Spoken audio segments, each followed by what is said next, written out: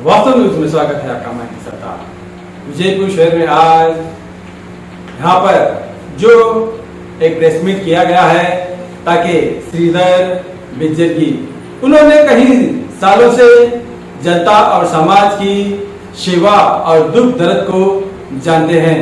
और ऐसा नहीं, इतना ही नहीं, आज विजयपुर शहर के जहाँ पर हमारे कर्नाटक बॉर्डर होता है और पास में महाराष्ट्र बॉर्डर होता है, अब वहां पर कुछ साल और स्कूलों में पढ़ा लिखाने का तो अपने ही जब हद्दा होता है वो कर्नाटक का, पर वहां पर कन्नड़ पढ़ाना जरूरी पड़ता है।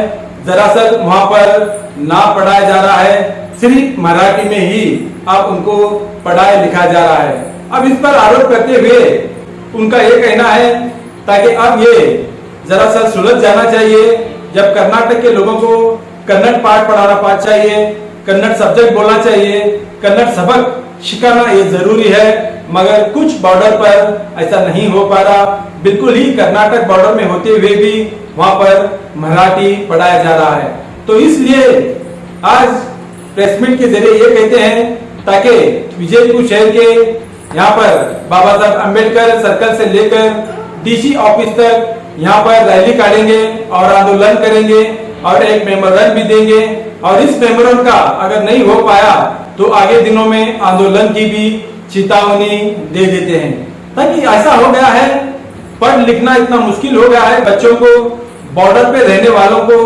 तो ये अपने कर्नाटक में होता है या महाराष्ट्र में हो या कोई भी अपना अपना सब्जेक्ट अपने अपने साथ में पढ़ाना लिखाना चाहिए, मगर ऐसा नहीं हो पाने लग गया है। मगर इतना ही नहीं, विजयपुर शहर में भी कुछ स्कूलों में, प्राइवेट स्कूलों में जहां पर मराठी होता है वहां पर हिंदी सब्जेक्ट होता है। हर कोई हमारे हिंदुस्तान में हो या कर्नाटक में हो, एक सब्जेक्ट कन्नड़ तो कर्नाटक में पढ़ाना जरूरी पड़ता है, सबक सिखाना जरूरी पड़ता है।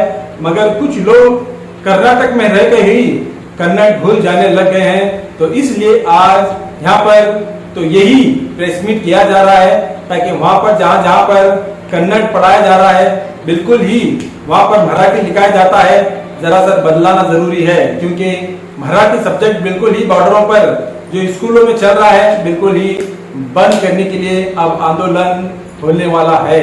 क्योंकि ये आंदोलन इसलिए ताकि आते हुए बच्चों को, ताकि कन्नड़ ही उनका महत्व होता है, कन्नड़ पढ़ना जरूरी पड़ता है। क्योंकि कर्नाटक बॉर्डर में कर्नाटक में ही रहते हैं, ताकि आते दिनों में इनको कोई भी दिक्कत ना आ जाए, ताकि पढ़ लिखने के।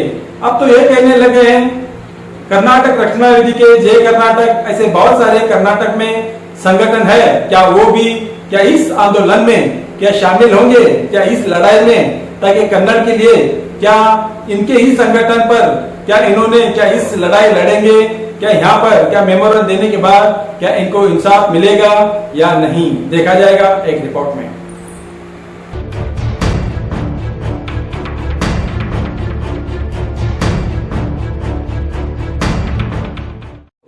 ಯುವ ವಿಕಾಸ ಸಂಘದ ಸಂಸ್ಥಾಪಕ ಅಧ್ಯಕ್ಷ ಶ್ರೀಧರ್ ಬಿಚ್ಚರಿ ಮಾಡುವ ನಮಸ್ಕಾರಗಳು।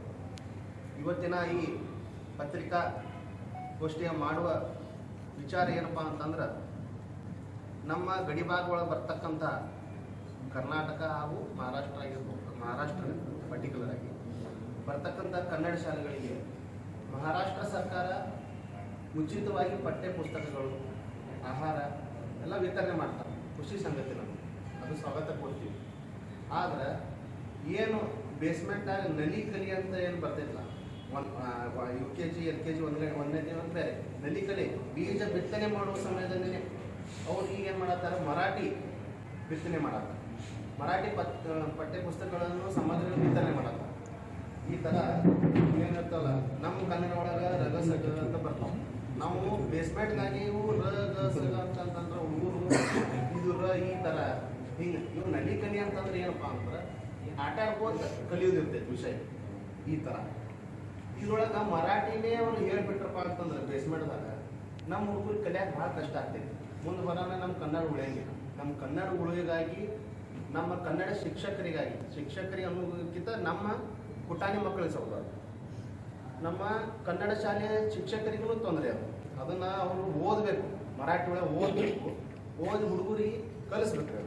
ಇದು ಎಂಥದ್ದು ಇದು ಅದಕ್ಕೆ ನಾವು ನಿಮ್ಮ ಮುಖಾಂತರ ಕರ್ನಾಟಕ ಸರ್ಕಾರ ಆಗ್ರಹ ಮಾಡೋದೇನಪ್ಪ ಅಂತಂದ್ರೆ ನಮ್ಮ ಈ ಎಲ್ಲ ಗಣ್ಯಾಗಳೊಳಗೆ ಬರ್ತಕ್ಕಂಥ ಶಾಲೆಗಳಿಗೆ ಉಚಿತವಾಗಿ ಕೊಡ್ತಕ್ಕಂಥ ಎಲ್ಲ ಇದ್ರೊಳಗೆ ಇದು ನಲಿಕಲಿ ಒಳಗೆ ನಮ್ಮ ಕನ್ನಡ ಎಲ್ಲ ಪಠ್ಯಪುಸ್ತಕಗಳನ್ನು ವಿತರಣೆ ಮಾಡ್ಬೇಕಂತ ಹೇಳಿ ನಮ್ಮ ಆಗ್ರಹ.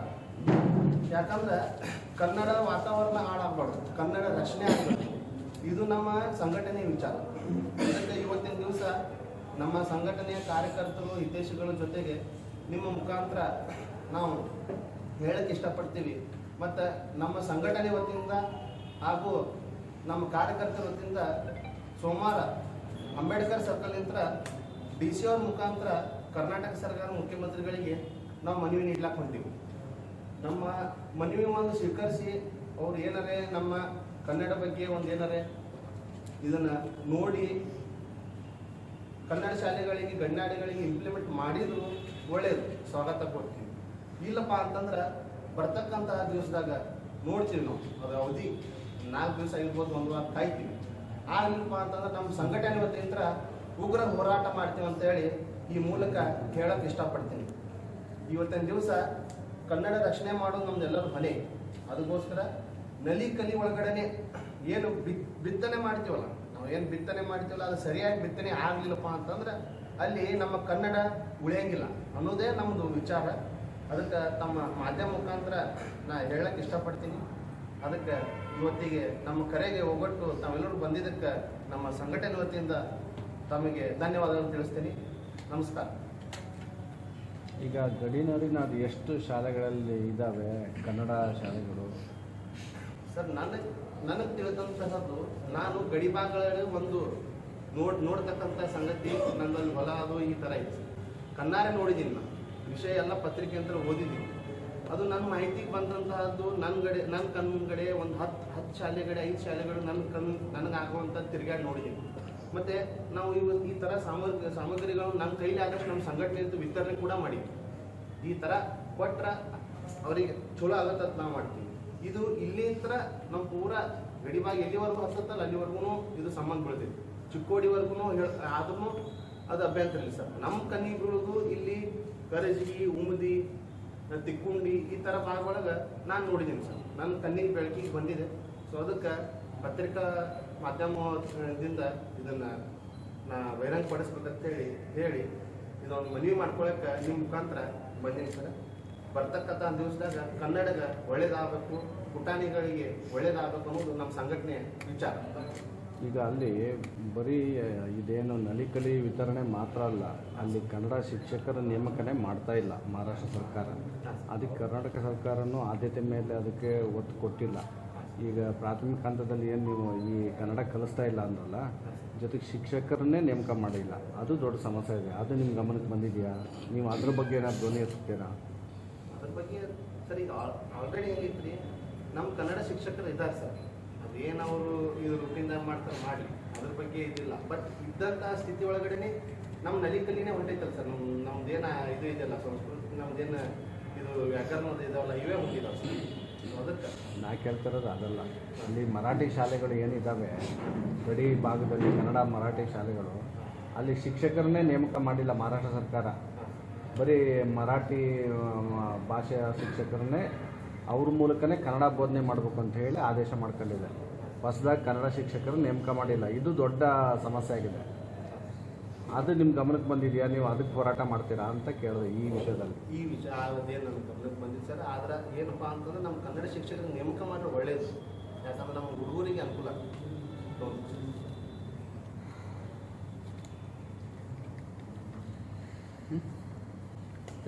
ಅದ್ರ ಬಗ್ಗೆ ಏನು ಗಮನಕ್ಕೆ ಬಂದದ? ಕನ್ನಡ ಸಬ್ಜೆಕ್ಟ್ ಚಾಯ್ಸಬಲ್ ಇಲ್ಲ ಸರ್. ನೋಡಲ್ಲ ರಗಡದ ಸ್ಕೂಲ್ಗಳು ತೊಗೊಳಂಗಾದ್ರೆ ತೊಗೋಬೋದು, ಇಲ್ಲಿ ಕಂದ್ರಲ್ಲ. ಕೆಲವೊಂದು ಆಂಗ್ಲ ಮಾಧ್ಯಮ ಸ್ಕೂಲಲ್ಲಿ ಕನ್ನಡ ಸಬ್ಜೆಕ್ಟೇ ಇಲ್ಲ, ಬರೀ ಇಂಗ್ಲೀಷ್. ಅದಕ್ಕೂ ಕೂಡ ನಾವು ಪ್ರತಿಭಟನೆ ಮಾಡ್ತೀವಿ ಸರ್. ನಮ್ದು ಎಲ್ಲೇ ಕುಗ್ಗಾಕೊಂಡ ಪರಿಸ್ಥಿತಿ ಬಂತಪ್ಪ ಅಂತಂದ್ರೆ ಆ ವಿಷಯ ಇದು ಬೆಳಕಿಗೆ ಬಂದಿದೆ ಸರ್. ಇದು ಬಿತ್ತನೆ ಒಳಗಡೆ ನಾವು ತಪ್ಪಿಟ್ಟವಪ್ಪ ಅಂತಂದ್ರೆ ನಾಳೆ ಚಾಯ್ಸ್ ಮಾಡೋಕ್ಕೆ ಆಪ್ಷನ್ ಇರೋಂಗಿಲ್ಲ. ಬಿತ್ತನೆ ಒಳಗಡೆ ನಮ್ದು ಹೋರಾಟ ಐತ್ರಿ. ಇದು ಆದ ತಕ್ಷಣ ಅದಕ್ಕೂ ಕೂಡ ಅಗಲ್ ಸರ್ ಅಂದರು, ಅದಕ್ಕೂ ಕೂಡ ನಮ್ಮ ಸಂಘಟನೆ ಮಾಡೋಕ್ಕೆ ನಾವೆಲ್ಲ ತಯಾರಿ. ಯಾಕಂದ್ರೆ ನಮ್ಮ ಕನ್ನಡಿಗೆ ಏನು ರಕ್ಷಣೆ ಬೇಕಲ್ಲ ಅದು ನಾವು ಮಾಡ್ತಾ ಇರ್ತೀವಿ.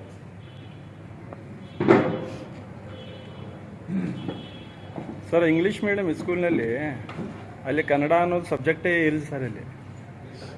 ಇಂಗ್ಲೀಷ್ ಮೀಡಿಯಂ ಏನಿದೆ ಪ್ರೈವೇಟ್ ಸ್ಕೂಲ್ ಇದಾವಲ್ಲ ಅದರಲ್ಲಿ ಯಾವುದೂ ಕನ್ನಡ ಸಬ್ಜೆಕ್ಟೇ ತೊಗೊಳ್ಳಲ್ಲ. ಅದರ ಬಗ್ಗೆ ಸ್ವಲ್ಪ ನಿಮ್ಮ ಗಮನಕ್ಕೆ ಇರಲಿ ಸರ್.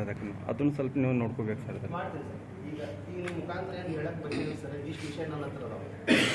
ನಮಗೆ ಸಪೋರ್ಟ್ ಮಾಡ್ಬೇಕು ಸರ್. ನಾವೆಲ್ಲ ಮಾಡಿದ್ರೆ ಅಂದ್ರೆ ಆ ವಿಷಯಗಳು ಎಲ್ಲ ಸೇರಿಸಿ ಡಿ ಸಿ ಅವ್ರ ಮನವಿ ಕೊಡೋ ಮುಂದೆ ಅದನ್ನು ಕೂಡ ಮಾಡೋ ಕೆಲಸ ನಮ್ಮ ಸಂಘಟನೆ. ಅವತ್ತು ಪ್ರತಿಭಟನೆಯಿಂದ ಎಷ್ಟು ಜನ ಸೇರ್ತಾರೆ, ಏನು ಯಾರು ಬರ್ತಾರೆ?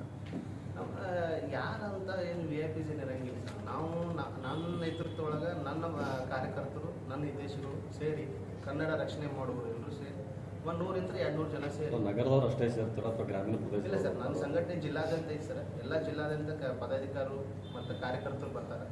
100-200 ಮಂದಿ ಸಂಖ್ಯೆ. ಈಗ ಒಂದು ಫಾರ್ಮಾಲಿಟಿ ಪ್ರಕಾರ ಇಷ್ಟು ಕೊಡ್ತೀವಿ ಸರ್. ಬರ್ತಕ್ಕಂಥ ದಿವಸನಾಗ ನಮಗೇನು ರೆಸ್ಪಾನ್ಸ್ ಮಾಡಲಿಲ್ಲ, ಕನ್ನಡದ ರಕ್ಷಣೆ ಆಗಲಿಲ್ಲ ಅಂದ್ರೆ ಉಗ್ರ ಹೋರಾಟ ಮಾಡ್ತೀನಿ ತಮ್ಮ ಮುಖಾಂತರ ಹೇಳಕ್ಕೆ ಇಷ್ಟಪಡ್ತೀನಿ. ನಿಮ್ಮ ಸಂಘಟನೆ ಅಷ್ಟೇ ಮಾಡ್ತಾರೆ ಅಥವಾ ಬೇರೆ ಬೇರೆ ಬೇರೆ ಸಂಘಟನೆಗಳಲ್ಲ, ರಕ್ಷಣಾ ವೇದಿಕೆ ಯಾವುದೂ ಎಲ್ಲ ಏನಾದರೂ ಕರೆ ಕನ್ನಡ ಅಂತಂದ್ರೆ ಸರ್ ಎಲ್ಲರೂ ಒಂದೇ ಸರ್. ನಮ್ಮ ಜೊತೆಗೆ ಎಲ್ಲ ಸಂಘಟನೆಗಳು. ನೀವು ಏನಾದರೂ ಕರೆ ಕೊಡ್ತೀರಿ? ನಾ ಇನ್ನೂ ಕರೆ ಹೇಳ್ಕೊಡ್ತೀನಿ ಸರ್ ಅಲ್ಲಿ ನಾನು ಸ್ವಾಗತ ಐತೆ ಸರ್. ಸರ್ ಕನ್ನಡ ರಕ್ಷಣಾ ವೇದಿಕೆ ಅವರೆಲ್ಲ ಕನ್ನಡ ಪರವಾಗಿ ಹೋರಾಡ್ತಾರೆ ಸರ್. ಅವ್ರೇನು ಬರ್ತಾ ಇದ್ದಾರೆ ಸರ್ ಹೋರಾಟದಲ್ಲಿ? ಅವ್ರಿಗೇನು ನಾನು ಇದು ಮಾಡಿಲ್ಲ ಸರ್. ಬಟ್ ಯಾರು ಬರ್ತಾರೋ ಸ್ವಾಗತ ಐತ್ರಿ. ಅವ್ರು ಏನು ಈ ವಿಷಯ ಮಾಡಿದ್ರು ಅಂದ್ರೆ ಅವ್ರಿಗೆ ನನ್ನ ಬೆಂಬಲ ಐತಿ. ಎಷ್ಟು ಗಂಟೆಗೆ ಮಾಡ್ತಾ ಇದ್ದೀವಿ? ಸುಮಾರು ಒಂದು 10 ಗಂಟೆಗೆ ಸರ್. 10 ಗಂಟೆ ಅಂತ 11-12 ಗಂಟೆಗೆ ಕಾನಾಡಿ ಹತ್ರ ಹೋಗಿ ಎಲ್ಲಿಂದ ಇಲ್ಲಿವರೆಗೆ ಮಾಡ್ತೀವಿ?